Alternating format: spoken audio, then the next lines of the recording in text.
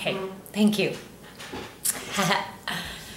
So we're moving through the hallway.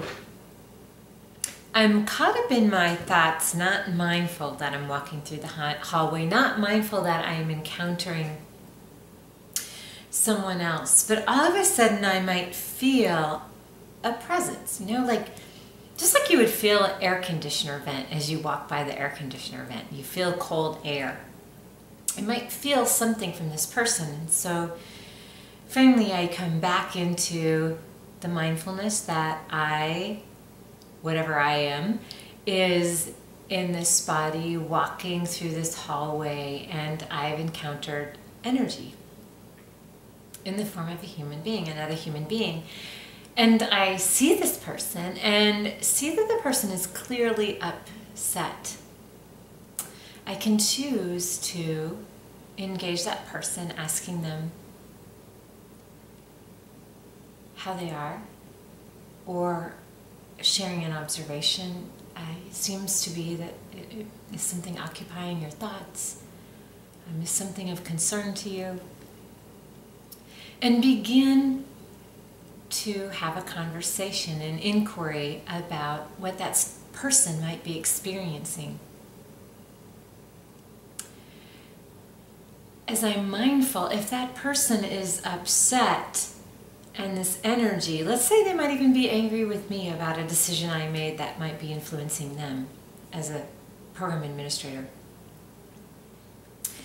And I feel this particular energy now, again, as if I'm walking by an air conditioning vent and I feel cold, and now maybe somebody turned up the air conditioning vent and it's colder. So I feel this energy of anger that is now coming in to interact with my energy. That energy could either change the trajectory of my energy, and maybe I'm feeling very neutral, just really maybe thinking through some problems to solve.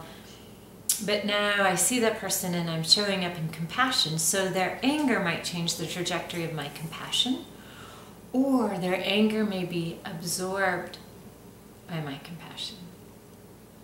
I don't know.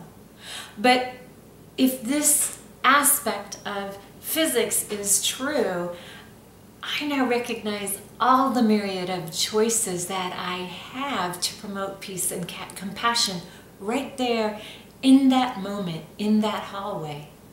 However, if I would have stayed absorbed in my mind, I would have simply walked past the person,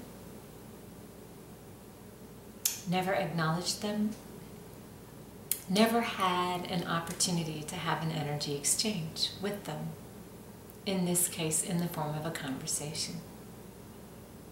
So it's really powerful, powerful awareness and mindfulness that is free to us. It's very available to us, and we practice simply becoming mindful of these interactions. Isn't that fun? I love this stuff. So as we think about what we understand to be true about cognitive neuroscience, that we can literally change the structure and function of our brain based on what we focus upon. And if it's true that everything is energy and information, and that we have an opportunity to influence energy and information trajectory or absorption, wow, pretty powerful stuff. So that as we become aware again of our own intentions that we're carrying energetically throughout the day, our own values and beliefs that we're carrying energetically out through the day, feelings may arise, and the question is, are we simply aware? And then what might be the thought associated with that feeling? Do I have an opportunity to choose a new thought that might be more self-compassionate or compassionate to another? And then can I choose my words? And can I choose my next actions? The answer is yes, yes, yes, yes. However, the question really is, will I make a conscious choice, Or will I continue to be caught up in what appears to be my thoughts or something else? Well, as we move to this place, there's a lot more we don't know about at all. For example, while we recognize this to be true by using these processes, these tools that we've been exploring over the previous 14 weeks, we can become aware again of our intentions, our values, our beliefs, and become aware of feelings and senses from our body, and become aware of our thoughts, and recognize we have a choice for a new thought in the next new moment, and a choice for words and a choice for action. We then come to this place that, well, who's asking, who am I? Where's that coming from, right? And have you ever been in those situations where you just like get this sense that something's true, but you don't know where it's coming from? Or all of a sudden you're moving in a direction that you hadn't intended to go, or doing something that you hadn't intended to do, and then to discover that it was exactly a beautiful experience that you just had? This is our question. Where is all of this originating? Where did my desire to start the Rushing to Yoga Foundation come from? Where did integrative inquiry come from?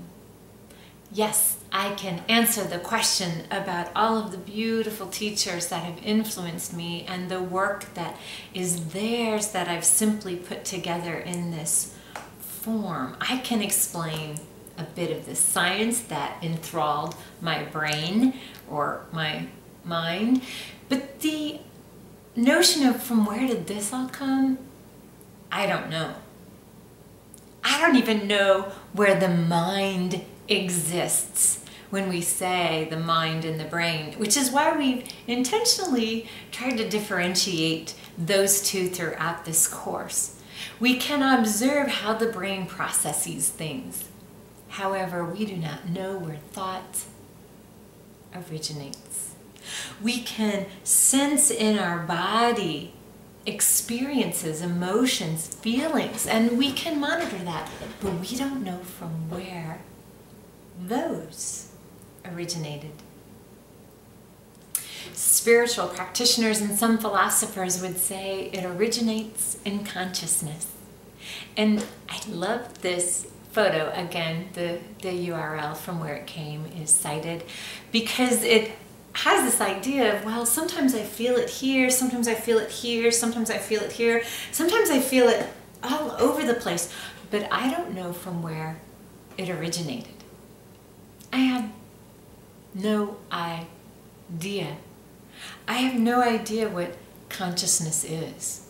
It's certainly defined in the dictionary and by many scholars, but I don't know who is asking, who am I? I don't know what is feeding my curiosity to discover more about something, or to inquire into something, or simply move in a different direction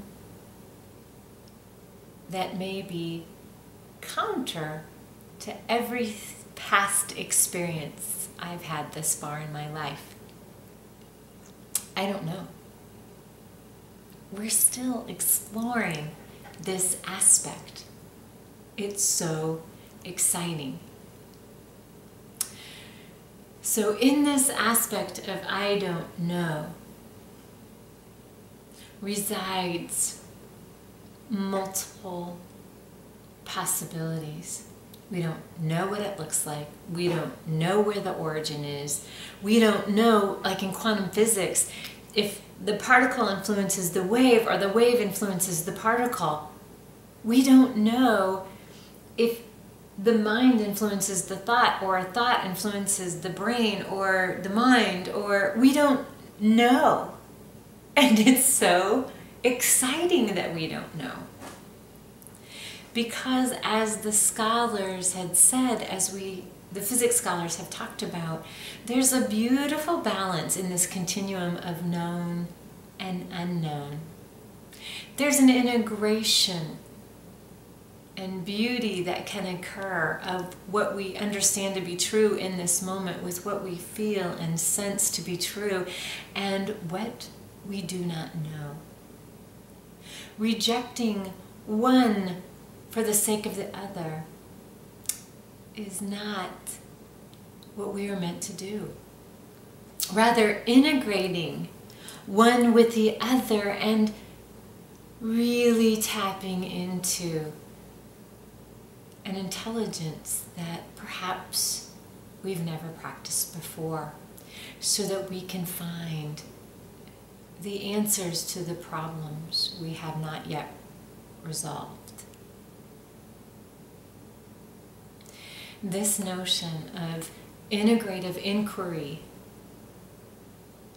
of nurturing the intellect and the body and the feelings and the senses through multiple modalities such as reading, writing, music, performance, art, and various other forms of expression is exactly what we are inviting you to bring into your life, and exactly what we are bringing back into PK through 12 and higher education.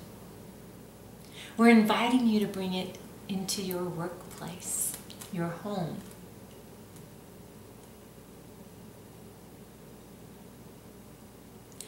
We're simply encouraging you to provide an opportunity to not privilege one form of inquiry, intelligence, or an expression over another.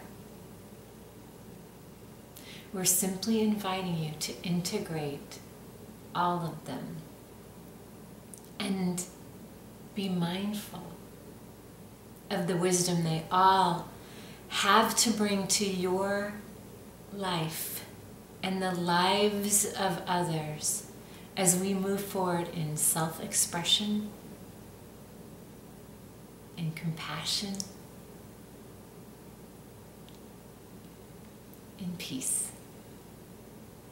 through conscious choice making, owning our choices and their consequences in all that we do. For more research, we invite you to visit either our Rushing to Yoga Foundation site or our Integrative Inquiry site to learn more. And stay tuned, we keep updating the research as we become aware about the research. And finally, we invite you to move and inquire to the who. Who are you? Who? And I say, who is asking, who are you? Until next time, enjoy. We're here to serve. Namaste.